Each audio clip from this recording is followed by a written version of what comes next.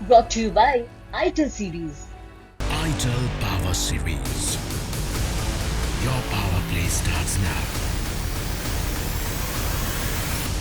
Sail on 13th February. कल और आज हो रहे उत्तर प्रदेश पुलिस भर्ती परीक्षा में भी अत्यंत ही गंभीर अनियमितताओं, पेपर लीक आदि की तमाम शिकायतें सोशल मीडिया पर वायरल हो रही हैं, जिनमें 3 टेलीग्राम ग्रुप से जुड़े तथ्य मैंने स्वयं सत्यापित किए हैं। नमस्कार, मैं गौरव कुमार पांडे हाजिर हूं यूपी तक पर। जिस प्रकार से आप सभी को पता है कि 17 और 18 फरवरी को यूपी पुलिस कांस्टेबल भर्ती का लिखित परीक्षा थी और इस परीक्षा के लिए जो है लगभग 48 लाख बच्चों ने फॉर्म अप्लाई किया था। बाकायदा एग्जाम को दोनों दिन जो है दो पालियों में कंप्लीट किया गया और आपको बता दें कि इसमें जो वैकेंसी थी वो 60,244 पदों के लिए थी।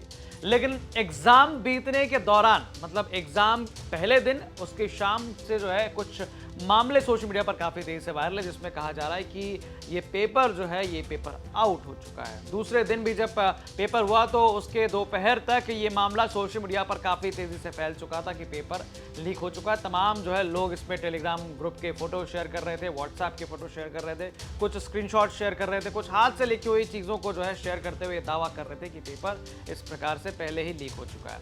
लेकिन इन सब के बीच जो है यूपी पुलिस भर्ती बोर्ड ने भी स्पष्टीकरण दिया कि ऐसा कुछ नहीं है। आप जो है किसी तरह की भ्रांतियों पर ना जाएं, जो भ्रम फैला रहे हैं उस पर, उनकी बातों पर ध्यान ना दें। जो भी स्पष्टीकरण है वो सिर्फ और सिर्फ आपको यूपीपीआरबी की वेबसाइट पर ही मिलेगा। लेकिन इसी बीच रिटायर्ड आईपीएस अमिताभ ठाकुर और उनकी टीम जो है वो एक्टिव हुए और बाकायदा सोशल मीडिया प्लेटफॉर्म पर उन्होंने बहुत कुछ उसमें चिट्ठी भी जारी की और साथ साथ जो है दावा भी किया।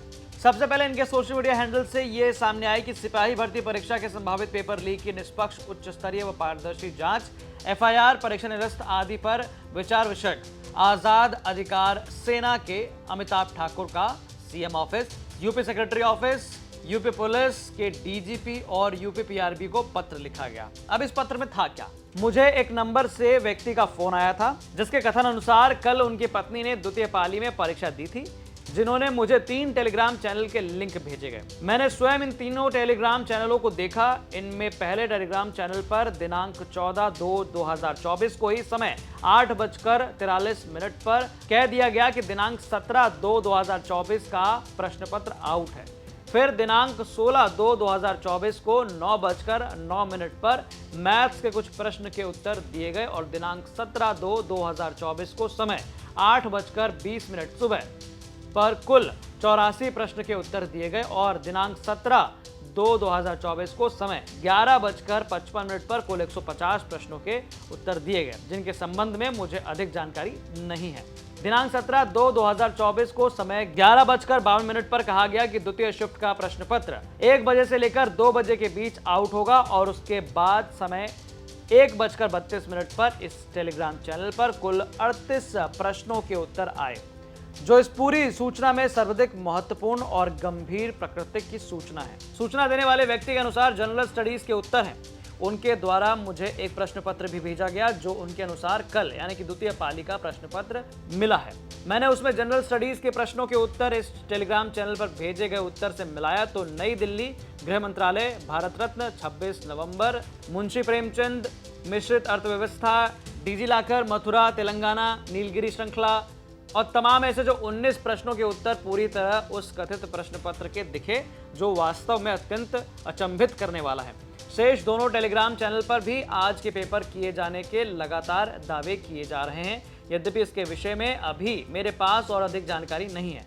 इसके अलावा भी सोशल मीडिया पर तमाम तथ्य वायरल हैं जिनके मैं व्यक्तिगत पुष्टि नहीं कर सकता, किंतु टेलीग्राम चैनल सहित अन्य 2 चैनल के तथ्य मैंने अपनी आंखों से देखे हैं और पहले चैनल के उत्तर को कथित प्रश्न पत्र में मैंने स्वयं मिलान भी किया है। इसके अलावा उन्होंने लिखा कि उपरोक्त तथ्यों से प्रथम दृष्टया इतना साफ है कि इस मामले में गहन और निष्पक्ष जांच की आवश्यकता है, क्योंकि दिनांक 17/2/2024 को समय 1:32 पे ही समय 3 से 5 बजे से कथित पेपर का उत्तर कथित रूप से लीक और सार्वजनिक हो जाने और इसमें 19 उत्तर वास्तव में प्रश्न पत्र से जुड़े होने के तथ्य ऐसे नहीं हैं जिन्हें आसानी से दरकिनार और नजरअंदाज किया जाए।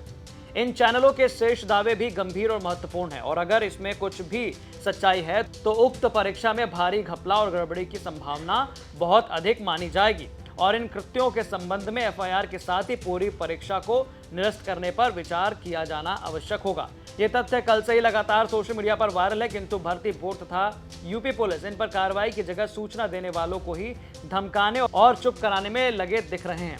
उनके रुख और बर्ताव से ऐसा लगता है कि उनकी प्रमुख रुचि और ध्यान मामले को रफा दफा करने और गलत सही किसी भी तरह परीक्षा करवाकर वाहवाही लूटने में है, न कि वास्तविक रूप से शुचितापूर्ण परीक्षा करवाने में, जिन स्थितियों में इस संबंध में आपका व्यक्तिगत हस्तक्षेप नितांत अनिवार्य हो गया।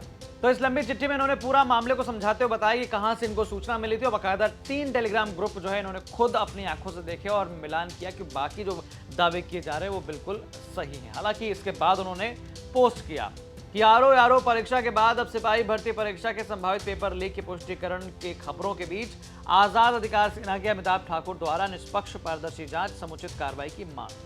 तो बाकायदा मांग करते हुए उन्होंने वीडियो बयान जारी करते हुए कहा, आरओ परीक्षा में भयंकर धांधली की तमाम गंभीर शिकायतों के बीच अब कल और आज हो रहे उत्तर प्रदेश पुलिस भर्ती परीक्षा में भी अत्यंत ही गंभीर अनियमितताओं, पेपर लीक आदि की तमाम शिकायतें सोशल मीडिया पर वायरल हो रही हैं, जिनमें 3 टेलीग्राम ग्रुप से जुड़े तथ्य मैंने स्वयं सत्यापित किए हैं और इनके आधार पर मुख्यमंत्री उत्तर प्रदेश को इन तथ्यों को उच्च स्तरीय निष्पक्ष जांच के माध्यम से सत्यापित करते हुए एफआईआर दर्ज किए जाने और आवश्यक होने पर परीक्षा को निरस्त किए जाने पर विचार किए जाने की मांग की है।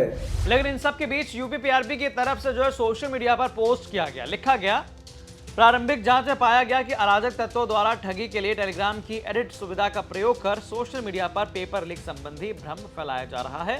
बोर्ड एवं यूपी पुलिस इन प्रकरणों की निगरानी के साथ इनके सोर्स की गहन जांच करा रही है। तो यूपीपीआरबी की तरफ से भी पोस्ट कर यह बयान सामने आया कि भाई जो टेलीग्राम के जो स्क्रीनशॉट्स वायरल हो रहे हैं वो एडिट के माध्यम से किसी ने एडिट करके इसको फैलाया है और ये भ्रांति है, इस पर जो है ध्यान ना दिया जाए। अब इस यूपीपीआरबी के पोस्ट को लेकर भी अमिताभ ठाकुर की टीम ने इसे पोस्ट किया और लिखा, ये कैसी बेशर्मी, जांच कर कार्रवाई करने की जगह खुद से खुद को क्लीन चिट, ये नहीं चलेगा, जवाब तो देना पड़ेगा। तो इस पोस्ट तक सोशल मीडिया पर चर्चा ये बेहद तेज होने लगी कि यूपी पुलिस भर्ती कांस्टेबल का जो पेपर है वो लीक हो चुका है। बाकायदा बहुत सारे हैशटैग जो है वो ट्रेंड करने लगे, बहुत सारे जो प्राइवेट कोचिंग इंस्टीट्यूट्स हैं वो इस पर वीडियो जारी करने लगे, बाकायदा कहने लगे कि जो मिलान किया गया, जो टेलीग्राम ग्रुप पर पेपर वायरल हो रहा है उनसे जब प्रश्नों को मिलान किया गया प्रश्न पत्र को, तो कहीं ना कहीं वो बिल्कुल सेम आए हैं। पहले दिन ये दावा किया गया कि 17 क्वेश्चन जो है सेम आए हैं और दूसरे दिन सेकेंड शिफ्ट के जो पेपर है उसमें दावा किया गया कि 150 क्वेश्चन जो है वो बिल्कुल सिमिलर आए हैं। इन तमाम सोशल मीडिया पोस्ट के बीच जो है यूपीपीआरबी ने दोबारा पोस्ट किया। उन्होंने लिखा कि ये देखा गया है कि कुछ व्यक्तिगत हैंडल अभ्यर्थियों को भर्ती संबंधी सूचना प्रदान कर रहे हैं या उनकी ओर से प्रश्न उठा रहे हैं। ना तो अभ्यर्थियों को और ना ही बोर्ड को किसी माध्यम की आवश्यकता है। बोर्ड के आधिकारिक हैंडल यूपीपीआरबी तथा वेबसाइट द्वारा प्रदाता सूचनाओं पर ही विश्वास करें। तो यूपीपीआरबी यानी कि यूपी पुलिस भर्ती बोर्ड ने साफ तौर पर यह कह दिया कि जो भी लोग ये सूचनाएं दे रहे हैं यूपी पुलिस कांस्टेबल भर्ती संबंधित, वो सूचना नहीं आप उस पर जाएं, बल्कि यूपीपीआरबी की वेबसाइट जो सूचना दे रही है वो जो है आधिकारिक सूचना है, उस पर ही आप जो है आगे की इंफॉर्मेशन लें। इसके अलावा उन्होंने एक और पोस्ट किया, लिखा कि बोर्ड द्वारा अपनी प्रत्येक परीक्षा की पारदर्शिता और शुचिता को बनाए रखने हेतु सदैव कटिबद्ध है।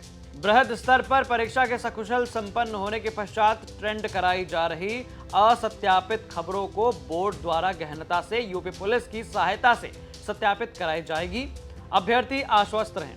तो भर्ती बोर्ड की तरफ से कहा गया कि जो एग्जाम है वो एग्जाम पारदर्शिता के साथ और स्वच्छता के साथ जो है वो एग्जाम बीता है और जो ट्रेंड चल रहे हैं उनकी भी असत्यापित खबरों को जो है बोर्ड गहनता से देख रहा है, बाकायदा यूपी पुलिस की मदद के साथ। हालांकि इसके अलावा जो बहुत ही महत्वपूर्ण पॉइंट है वो ये है कि जो भी तमाम सोशल मीडिया पर वायरल हो रहे कंटेंट है, जैसे कि जो स्क्रीनशॉट वायरल हो रहे हैं या जो एग्जाम के जो पेपर होने के दावे करने वाले स्क्रीनशॉट्स हैं या टेलीग्राम ग्रुप के जो स्क्रीनशॉट्स हैं, इन तमाम दावों को जो है उन दावों की पुष्टि यूपी तक नहीं करता। यूपी तक का कोई भी इससे जो है लेना देना नहीं है। लेकिन यहाँ पर जिस प्रकार से ये मामले मामले उठ रहे हैं, इस पर जो है सवाल किए जा रहे हैं, वो कहीं ना कहीं आप तक हम पहुंचाते रहेंगे।